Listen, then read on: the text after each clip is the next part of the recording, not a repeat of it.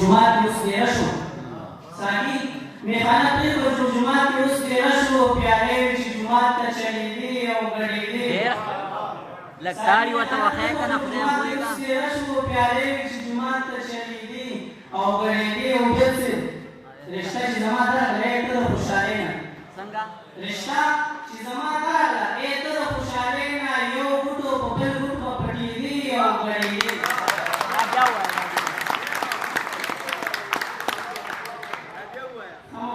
رشته چې زما درغله ای ته د خوشحالۍ نه یو بوټو په بل بوټ به پټېدې او ګډېدې او دا دې شهزاد ته ډالۍ شي